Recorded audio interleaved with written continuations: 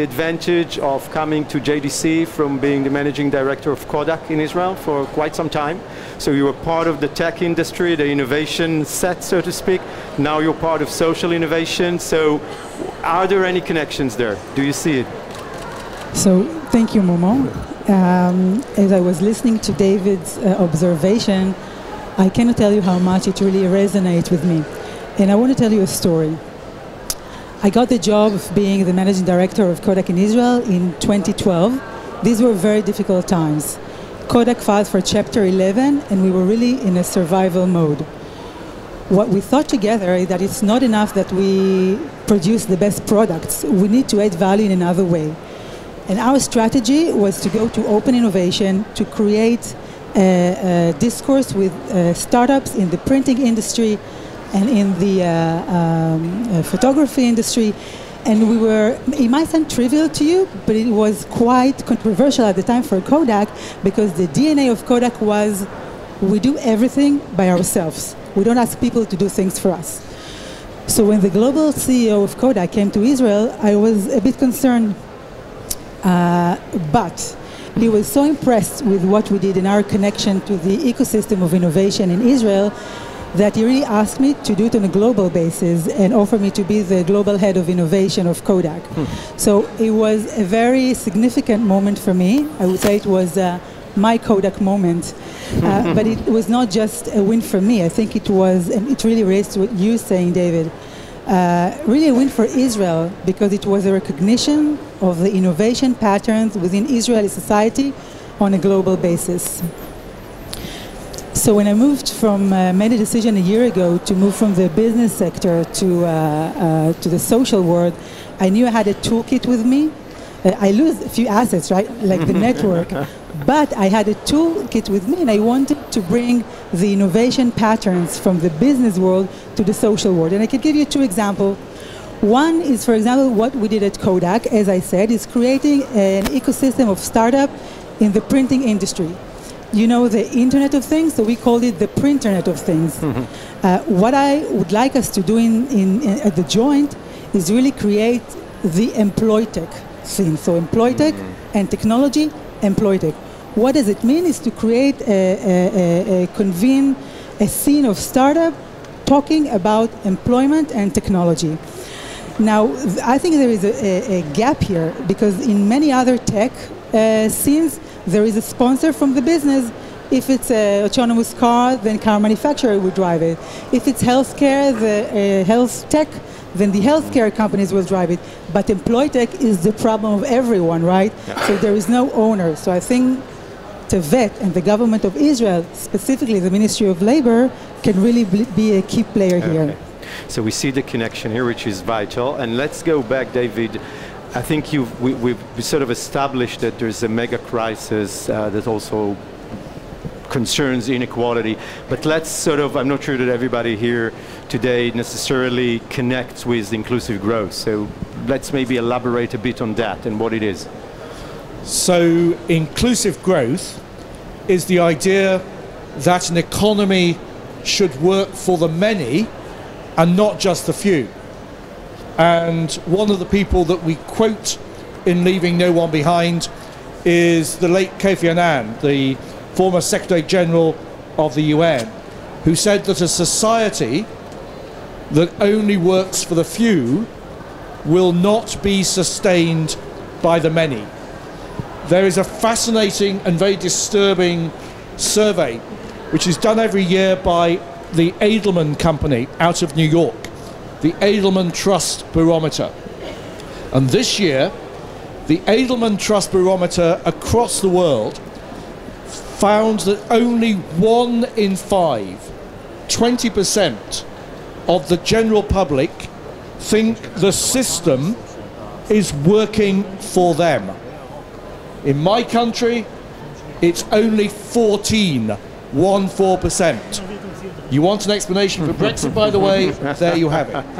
Now, can you explain some other things as well? Because it seems very good in terms of an explanation. If you have a system where there is a hollowing out of the middle classes, as we've had in many different societies, then of course that creates all kind of unrest. we do actually emphasize in the book the kind of impact that the social protests of 2011 here had on the business community as a kind of wake-up call.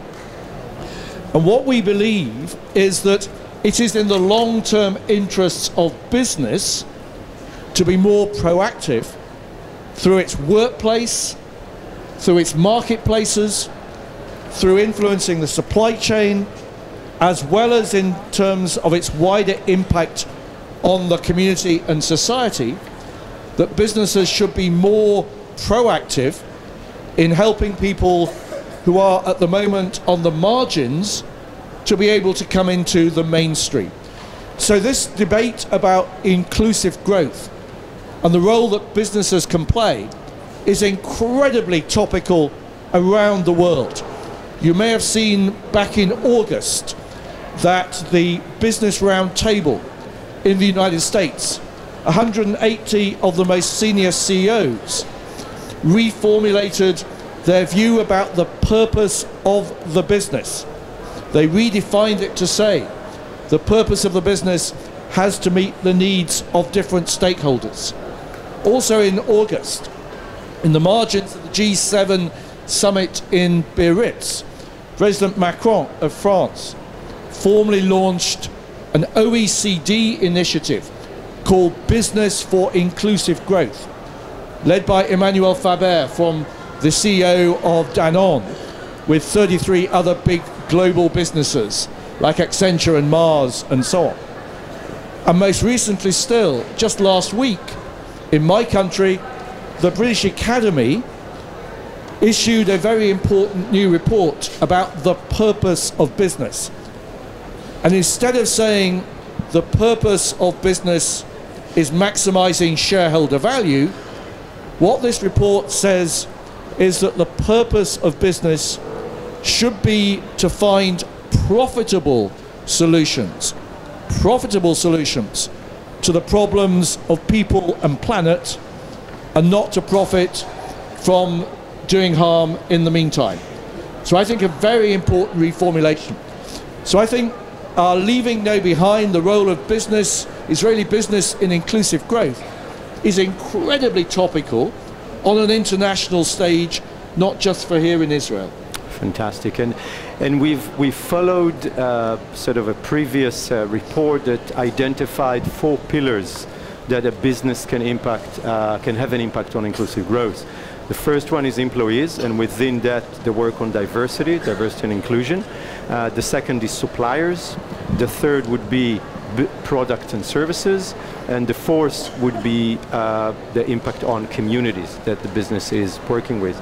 I would imagine that you wouldn't be surprised to learn that the most, I would say, the strongest pillar in Israel would be, which one do you think? For anybody who read the executive summary yesterday, you probably know, but it would be the employees one. So, Einav, that's back to you.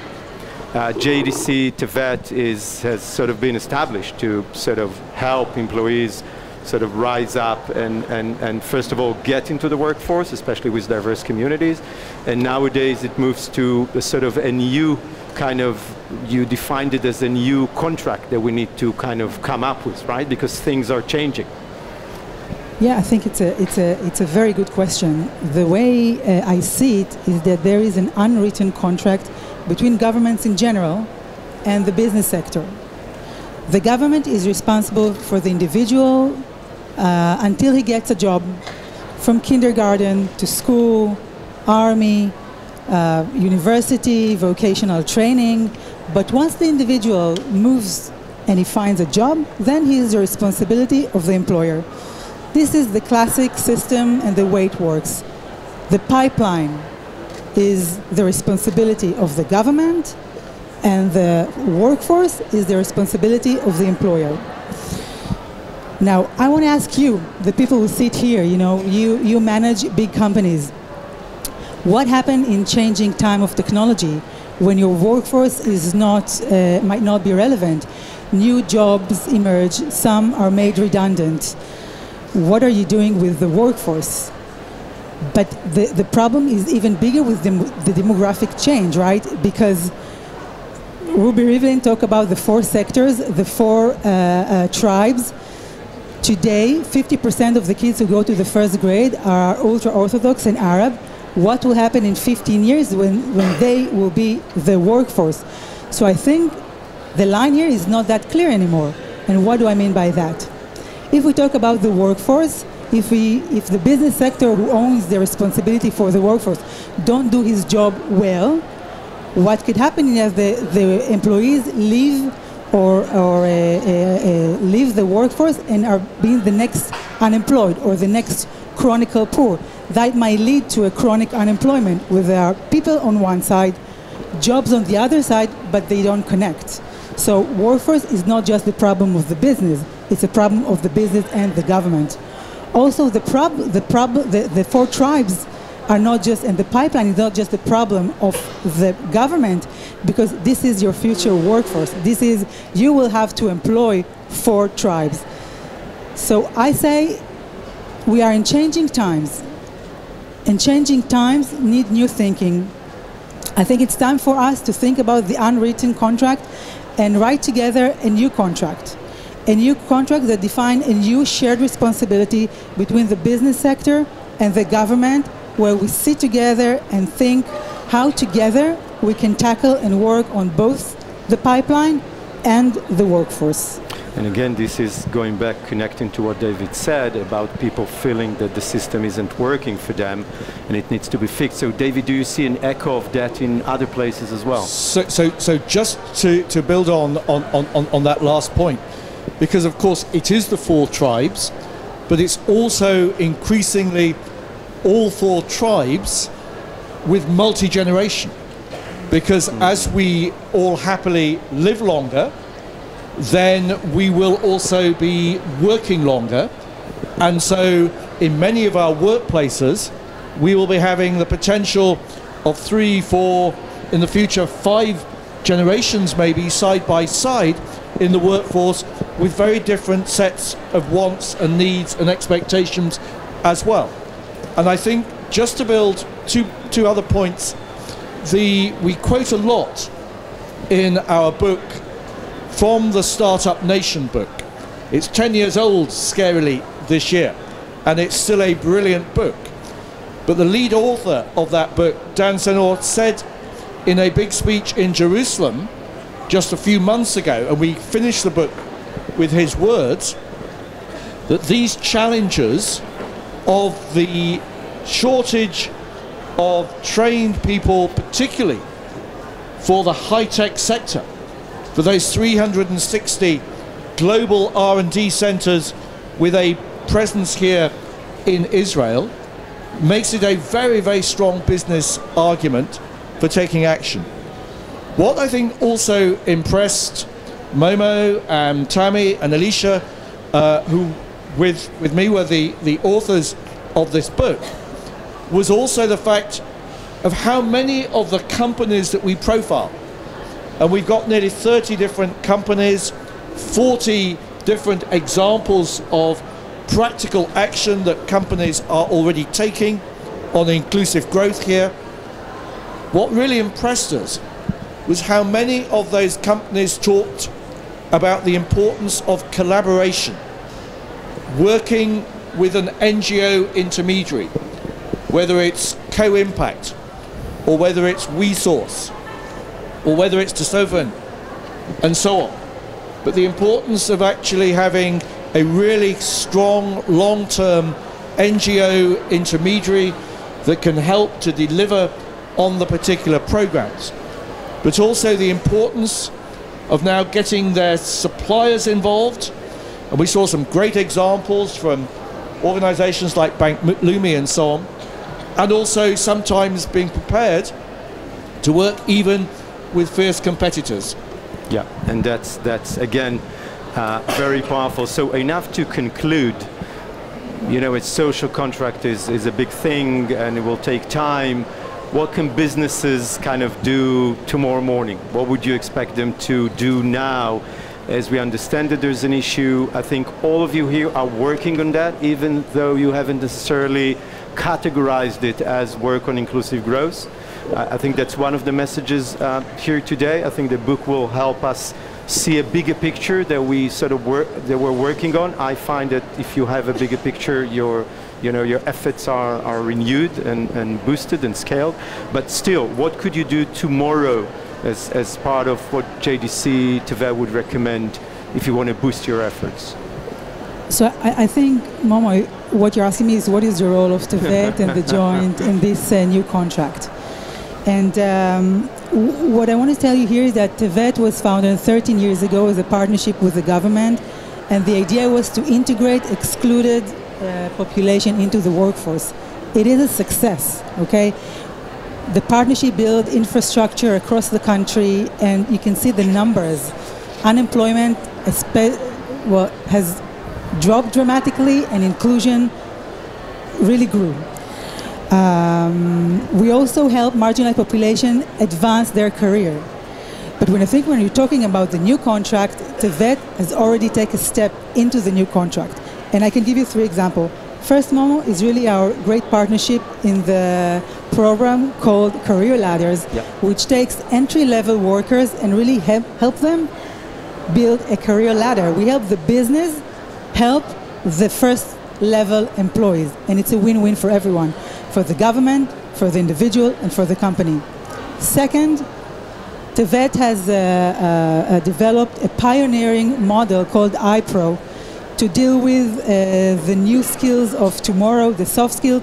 We call it the super skill, those who are required for the 21st century.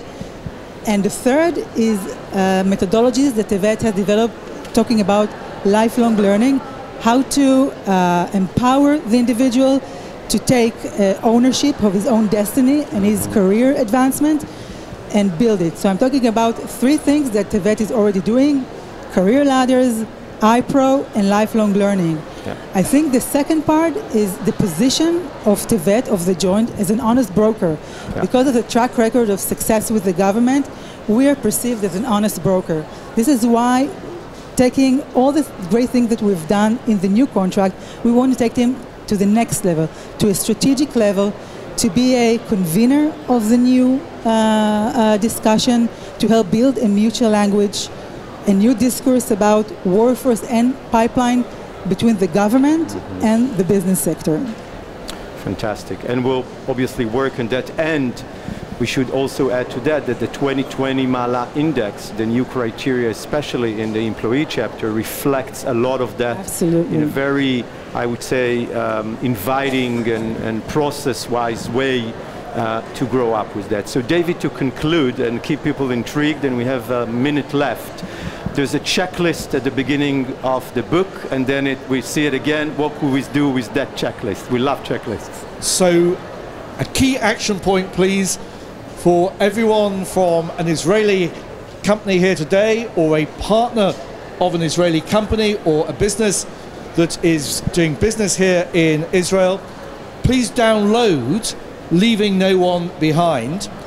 We of course hope you'll read the whole book and all of the different examples, but please do have a look at the checklist and use the checklist as the basis for conversations with your marketing director, with your director of human resources, your people director, with your director of innovation, new business development, with your director of purchasing, and say, what more can our company do that will be profitable, finding profitable solutions to the problems of people and planet, that will also help to advance inclusive growth both here in Israel and be an example to more companies internationally as well. Fantastic. And we're here, so Einav, can I say one more word? Well, I was a teacher, so I have to give you homework, okay? I'm sorry. But really, I want to take the discourse to a very practical level. What do I think we all need to do tomorrow? I think first is a change in mindset. It's not a nice to have inclusive growth, it's a must, okay? Second, I invite you all to take a seat at the table and start a new discussion, okay, about mutual responsibility of the business and the government, or continue the mutual discussion in a more structural way.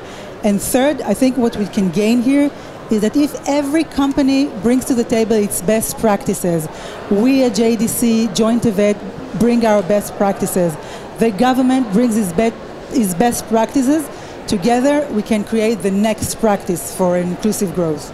So this is my message from me to you. Fantastic, a very worthy addition. So thank you very much, Einav and David. The book is out there, so and we'll obviously send it tomorrow.